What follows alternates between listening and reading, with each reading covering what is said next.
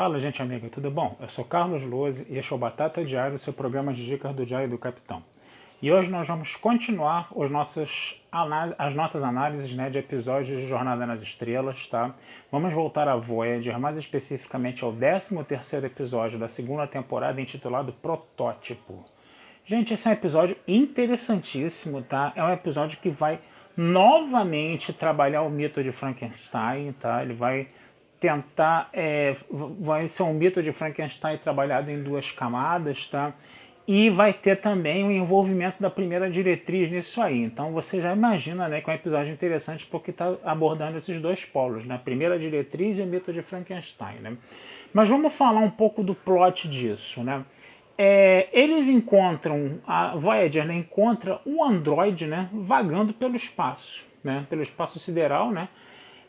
Eles acabam transportando o androide para dentro da nave, né, e aí a B'Elanna Torres ela vai, né, tentar fazer de tudo para que esse androide volte a ser ligado, né. Ele tem um módulo de energia que está ficando cada vez mais fraco e que uma vez esse módulo de energia se apague, muito provavelmente não vai dar para ligar um androide de novo. Então a Torres ela quebra a cabeça lá, ela fica horas pensando no que ela vai fazer, né.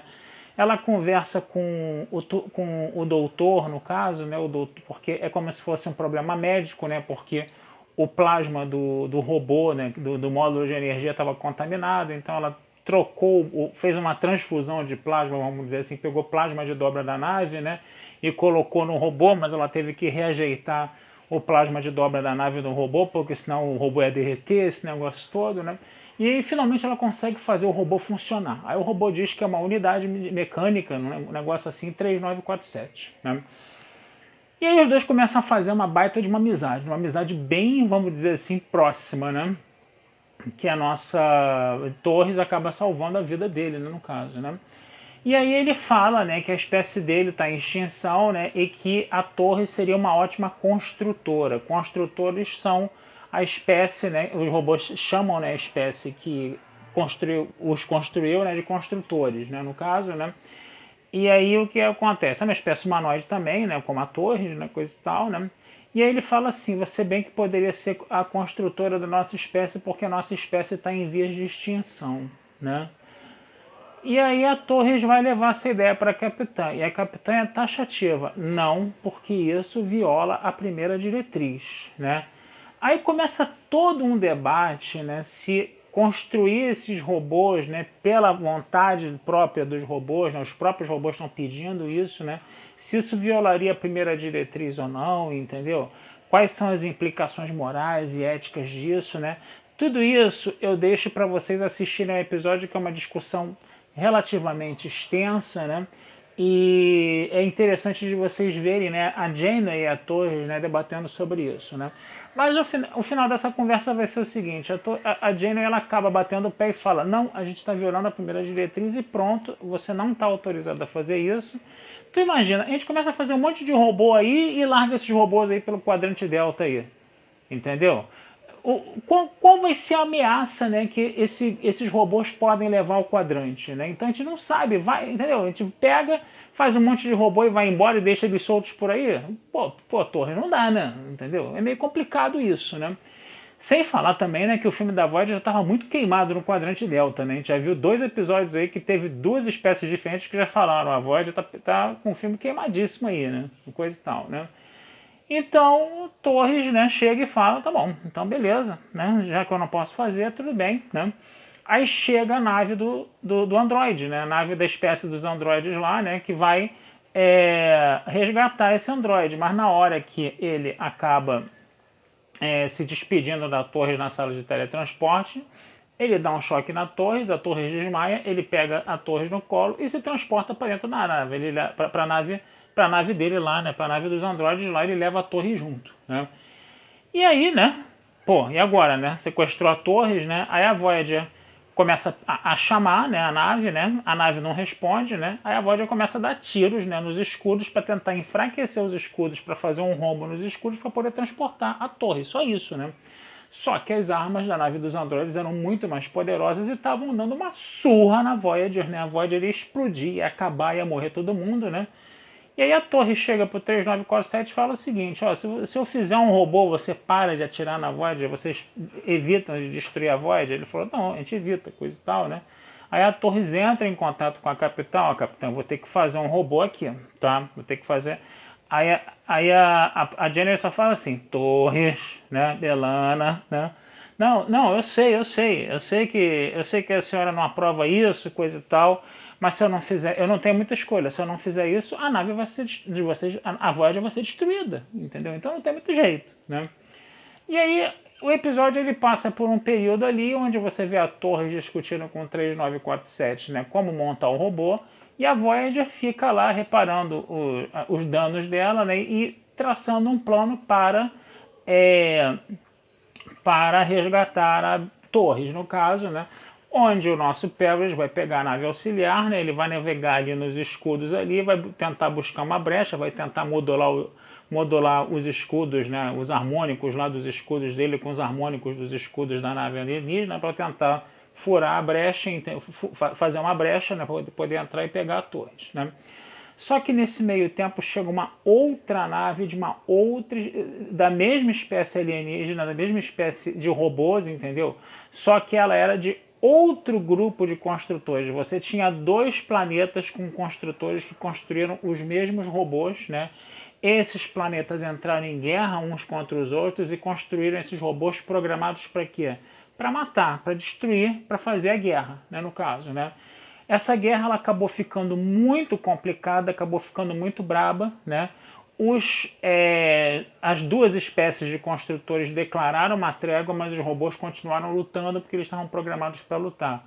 E aí o que esses 2 construtores fizeram? O que esses 2 grupos de construtores em cada planeta fizeram? Eles se uniram para tentar destruir os robôs. Aí o robô falou, não, os robôs falaram, vocês estão atrapalhando a nossa programação, que a nossa programação é fazer guerra, então vocês vão ser os inimigos, então nós vamos exterminar vocês. E os robôs exterminaram a própria raça que os construiu, né? As próprias espécies que o construíram, no caso, né? Então o que acontece aí, né? Depois de saber de tudo isso, né, a B'Elanna já tinha conseguido até fazer um robô, né? Mas ela percebeu que cada robô tinha um módulo de energia que tinha um código próprio, né? Então ela criou uma espécie de código universal para todos os módulos de energia para poder fazer muitos robôs, né? E aí ela percebeu por que tinha sido feito um código específico para cada módulo de energia, para evitar a reprodução dos robôs, que os robôs se tornaram uma ameaça. E aí ela foi obrigada a destruir, né, o robô que ela tinha acabado de construir. O 3947 joga um raio nela, né? E ela falou assim, eu não vou fazer robô, as coisas e tal, mas nisso o nosso Pérez já estava, né, conseguindo furar o bloqueio lá dos escudos, né? Até porque essas 2 naves de robôs elas estavam lutando umas contra as outras, elas não perceberam o Pérez, não perceberam a Voyager, né? E aí o Pérez teve tempo de trazer a B'Elanna de volta, entendeu? Para a nave auxiliar e, consequentemente, para a Voyager se mandar de lá em dobra para...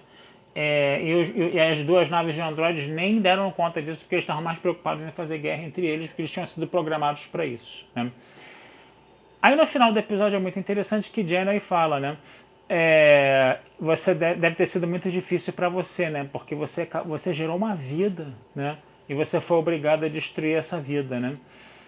Aí a Torres falou, mas foi necessário, né? Foi necessário realmente. A senhora estava certa nessa questão, a primeira diretriz aí não podia ser violada, já tinha sido, né, violada, já tinha acontecido muitas guerras entre esses robôs antes e a Torres ia fazer o que? Os robôs só se multiplicarem cada vez mais para essa guerra se perpetuar. Então ela destruiu, né, o robô que ela tinha criado para que eles não se multiplicassem mais, né? Então você está vendo aí que esse episódio ele tem esses dois. Você trabalha o mito de Frankenstein em 2 camadas. Esse mito de Frankenstein onde o criador quer brincar de ser Deus, né? E acaba depois construindo uma criatura que destrói o criador, né? Como é que você em que níveis você vê esse mito de Frankenstein? Primeiro, a B'Elanna Torres e o 3947. A B'Elanna Torres ela pode não ter criado o 3947, mas ela trouxe o 3947 de volta à vida, né? E aí, né, o que acontece? No final das contas, o 3947 sequestra a B'Elanna para forçá-la a construir um robô. É o mito de Frankenstein ali acontecendo, né? E o segundo mito de Frankenstein, essas duas espécies de construtores, né, que criaram os robôs para fazer o quê? Guerra entre eles, né? E depois elas não conseguiram segurar esses dois grupos de robôs que faziam guerra entre eles. E esses robôs se viram contra essas espécies de construtores e exterminam essas espécies de construtores. Novamente aí, né? A criatura destruindo o criador, né? Então é interessante você ver como esse mito de Frankenstein ele foi trabalhado em dois níveis, tá? Um nível mais individual, depois um nível mais geral, né, no caso, né? Um nível mais particular e outro nível mais geral, né? E o que poderia botar um freio nesse mito de Frankenstein? A primeira diretriz que sai como a grande mocinha do episódio. Mais uma vez, tá? Por mais que você questione a primeira diretriz, por mais que ela seja uma coisa às vezes chata, porque ela freia a ação, né, dos membros da federação, que são muito obrigados a cumprir a primeira diretriz, né, por mais que tudo isso aconteça, ainda assim ela é o caminho mais sensato, né, você não deve interferir em outras culturas, né, e nem no desenvolvimento dessas culturas aí no caso, tá certo? Então é isso, gente. Vou ficando por aqui, desejando vida longa e próspera, tá? Esse texto vai estar lá na Batata Espacial, como sempre, tá? E não deixem de curtir, compartilhar, comentar, se inscrever no canal do Diário do Capitão, tá? Que essa ajuda de vocês sempre nos é muito bem-vinda, tá bom? Um abração, fui e até a próxima.